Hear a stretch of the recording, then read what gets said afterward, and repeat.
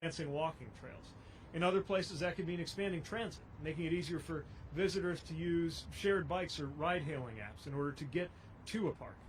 In every case, our work will be guided by certain common core principles like safety, equity, and environmental justice.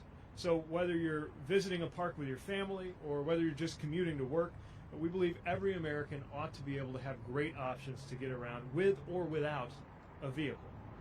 And our national parks are more popular than ever right now, making it that much more important to create equitable access for everyone. It's not hard to imagine a future where a park visitor arrives at an information center on a public train, hops on board an electric shuttle run by the Park Service, and then takes in the sights walking on foot or biking through a nature trail. And of course, this is not just in our parks. In the coming years, transportation in cities and towns across America is going to look different thanks to that historic bipartisan infrastructure law that the Secretary and I were so proud to be on hand to see the President sign on Monday. That's going to help us build thousands of zero-emission school buses, electrify other vehicles in the federal fleet like those used by NPS. It's going to create a national network of EV charging stations so that all travelers, especially those in rural and tribal areas that can be so spread out, can get around using those electric vehicles. It's going to increase funding for the Federal Lands Access Program and the Tribal Transportation Program to improve transportation on parks and tribal land. And it's going to allow us to carry out the Great American Outdoors Act, updating the roads that provide critical access to our great national parks where they've fallen into disrepair. And I also want to mention it'll support our natural infrastructure, repairing forest roads and trails, protecting natural habitats from runoff and pollution, and building wildlife-friendly highway overpasses, which is something we're looking forward to sharing more about. So we're delighted to put it in black and white right now. We are delighted to continue working with the department, with the National Park Service, with leaders like those here today, to look after our most prized natural assets. And with that, delighted to introduce my colleague and friend, Secretary Haaland.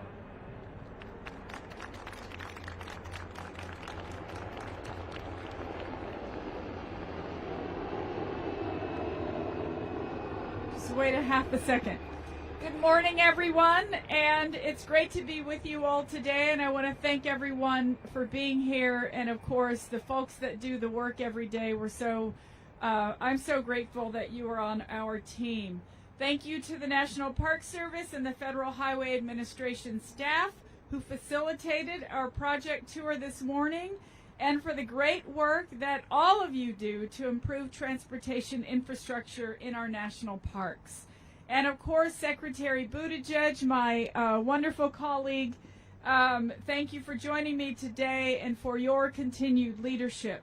I'm so inspired by the excitement in our cabinet and look forward to our continued collaboration. We just finished touring an active trail construction project along the Potomac River, which includes widening a trail, adding a protected tunnel, and enlarging and enhancing green space on the multi-use trail next to the Rock Creek and Potomac Parkway. As someone who runs along trails all over this city, I'm delighted to see projects like this that will improve safety and access for pedestrians and bicyclists alike. These trail improvements are funded by various sources, including the Great American Outdoors Act, the Landmark Conservation Law, which will create jobs and provides needed maintenance for critical facilities and infrastructure across our public lands. That was a bipartisan bill that was passed when I was in Congress. I was very happy about that. I was a champion of that funding when I served in the Congress on the Natural Resources Committee, and I'm honored to help guide its implementation. This is one of 8 paved trail projects that Park Service staff are leading with state and local partners across the region. Together, we are supporting jobs, rehabilitating and constructing over 30 miles of trail throughout the region, and connecting underserved communities to our open spaces. As we celebrate our public lands and the vast infrastructure that sustains them, we stand here today to recognize not only the contributions of those who came before us, but also to recommit our future endeavors to the goals of job creation, sustainability, and innovation. In just a few moments, Secretary Buttigieg and I will sign a memorandum of understanding that will enhance our department's coordination regarding infrastructure investments and our deployment of innovative technologies that will help enhance the transportation experience on our public lands.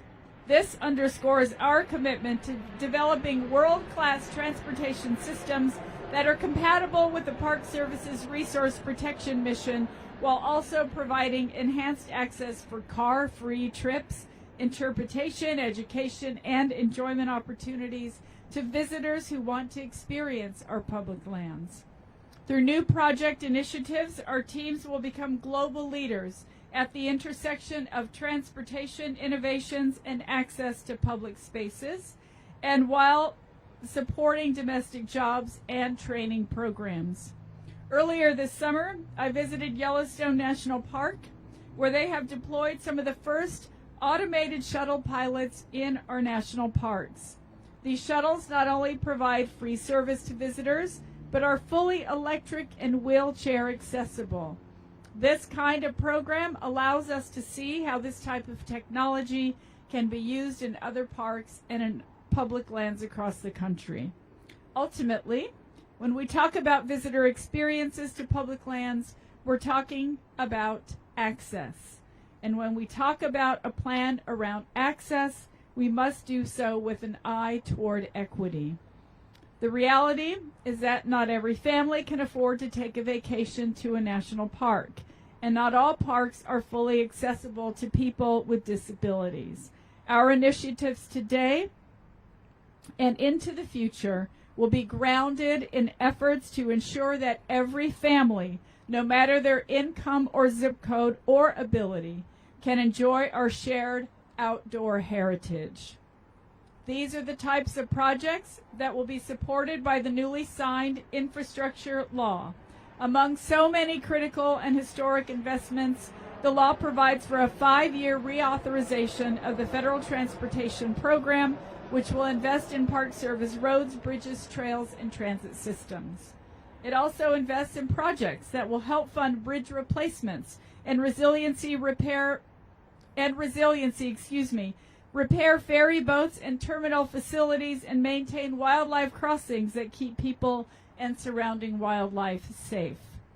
There's no better place to celebrate the passage of the infrastructure law and commemorate today's new initiatives than right here in Washington, D.C., where National Park Service and Federal Highway Administration tackle some of the largest transportation infrastructure projects in parks together. I look forward to working closely with Secretary Buttigieg and his staff to ensure that sustainability and equitable access to parks and public lands remain hallmarks of our work. By showcasing pioneering innovation in our country's national parks, we're honoring our commitment to enhance visitor experiences while protecting our country's precious natural and cultural resources.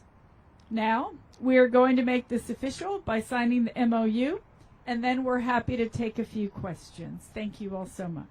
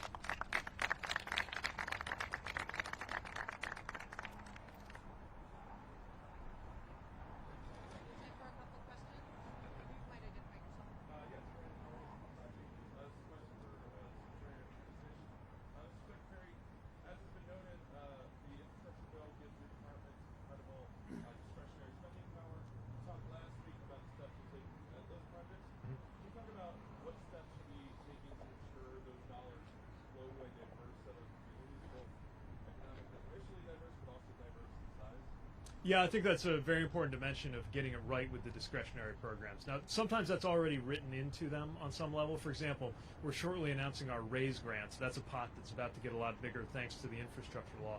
And it lays out a balance between rural and urban that we work very hard to achieve. But over and above the floor set by the law, we're going to work to make sure that there is a good distribution, because one of the core principles of our administration is equity. So the things we're prioritizing for these discretionary grants: safety, climate, equity, jobs, preparing for the future of the economy. That really does require us to be acting in communities that are large and small alike, and that's something that I'll be looking at personally, and certainly pressing our team to work on too.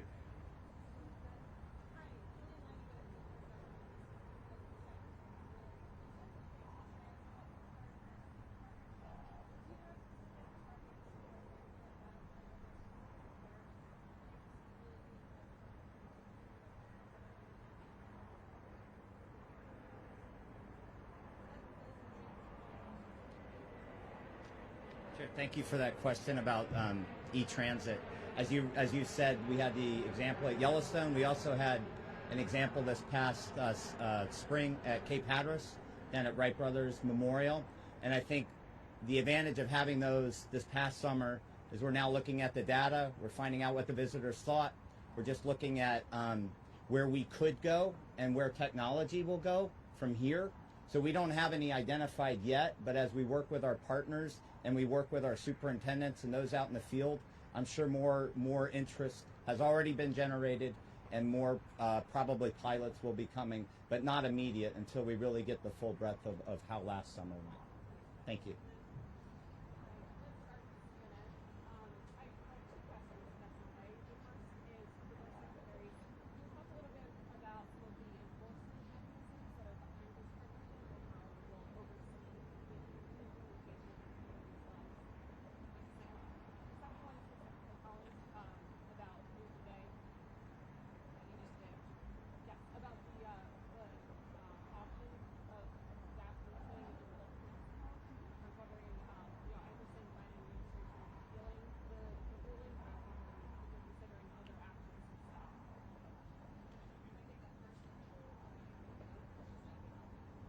Yeah, sure. Well, what I could say is that we are committed to the president's goals of net zero.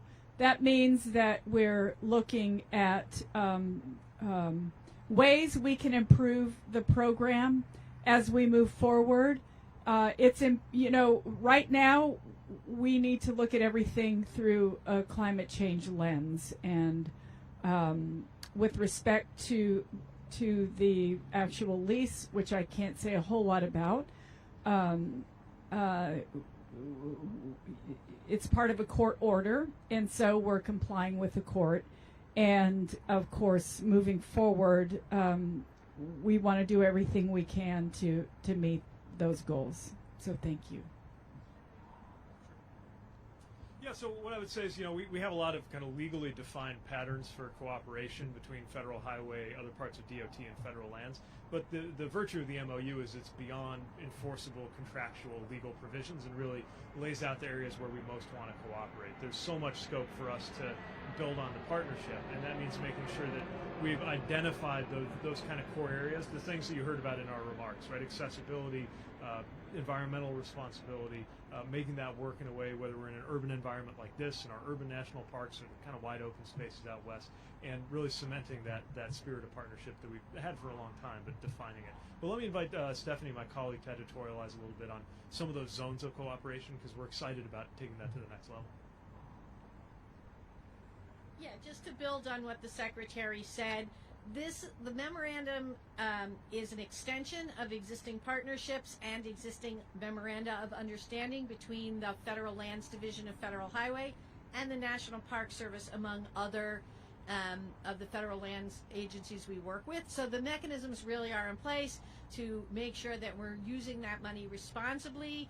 They define the relative responsibilities of the parks that are focused on, obviously, their visitor experience, and the resources and federal highway that brings the transportation expertise. So we're really confident that we'll be able to implement this in a way that ensures the responsible use of the taxpayer dollars, because we've been doing it together for so long.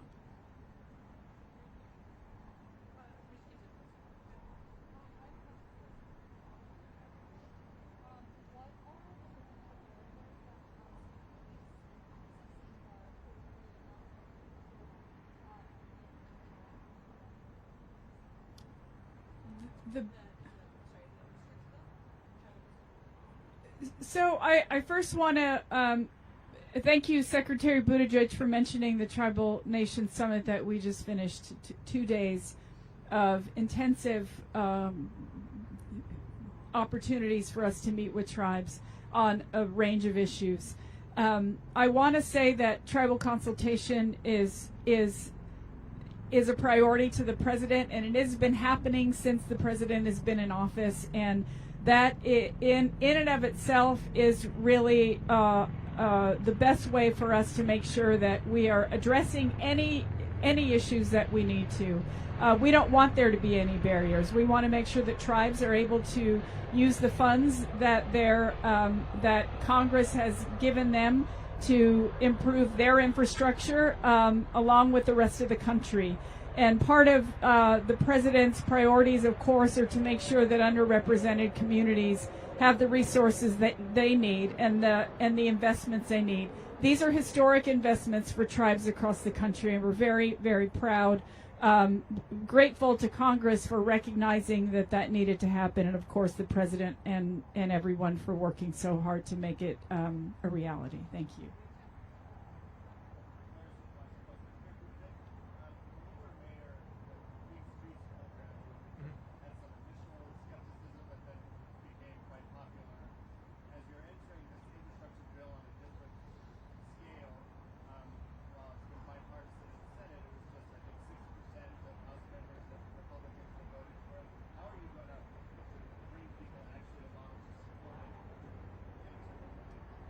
Yeah, so one of the great things about good design and infrastructure is seeing is believing, and you see that progress from skeptics to converts.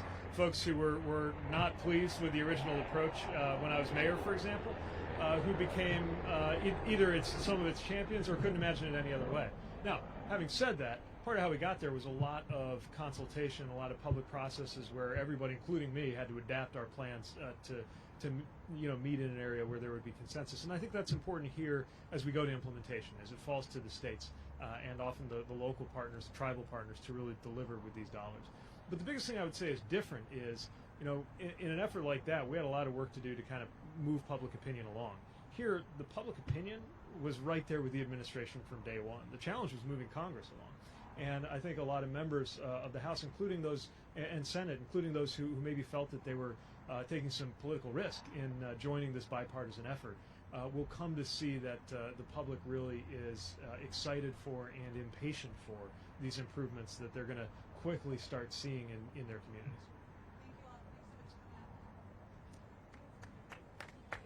Thanks, everyone.